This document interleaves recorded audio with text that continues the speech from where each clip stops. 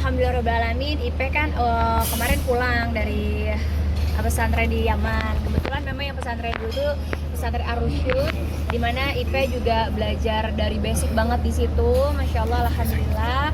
Dan sekarang masuk di pesantrennya Daruz Zahra, dimana memang dibimbing langsung sama istri dari Habib Umar gitu. Dan memang mimpinya Ipe banget. Sebenarnya karena Ipe udah 8 bulan di rumah, aku juga jadinya kayak lepasin gaya, kayak berat juga karena udah dapet anak gadis, udah kayak temen, kegiatan kemana-mana berdua, di rumah juga selalu sama dia gitu. Tapi haknya Ipe kan belajar, bukan nemenin ibunya, bukan nyenengin ibunya. Tapi kita sebagai orang tua harus tahu bahwa ya dia harus berangkat.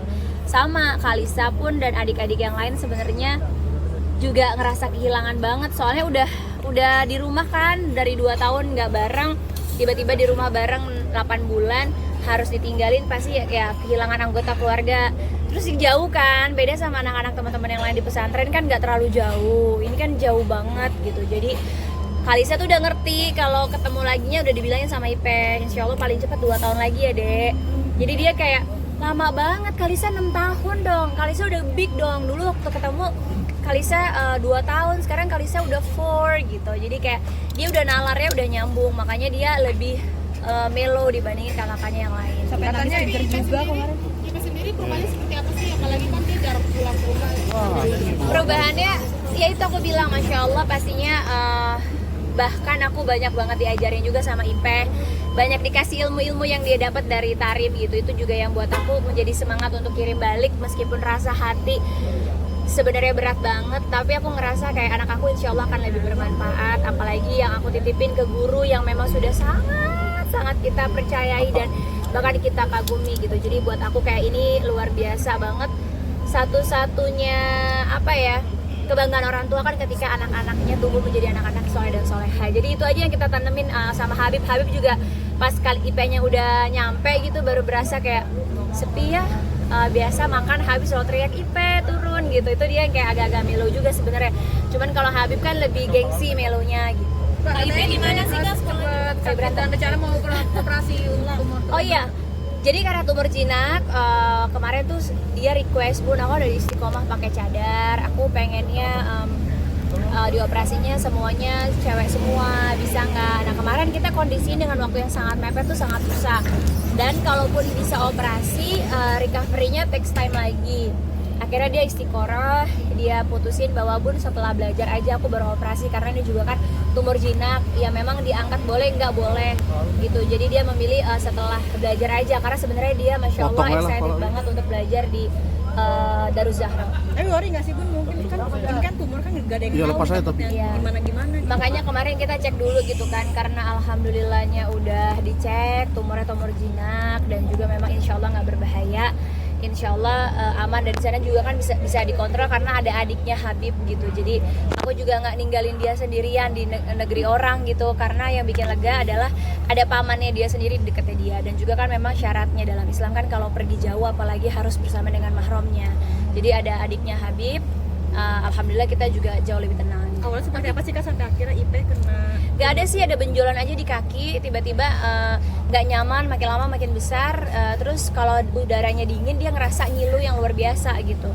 Jadi kebetulan yang ada itu di apa, kayak berakar gitu, kayak gimana ya, kayak brokoli gitu, aku kasih lihat fotonya.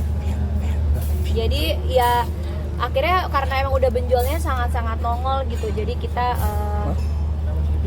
kayak gini. Oh, kayak gini. Jadi kan ini tulang nih. Nah, ini yang tumbuh ini yang kayak brokoli yang kecil itu benjolan yang selama ini kayak ditanya-tanya nama kita ada apa nih benjolannya. Kita pikir kan bengkak atau kelenjar gitu.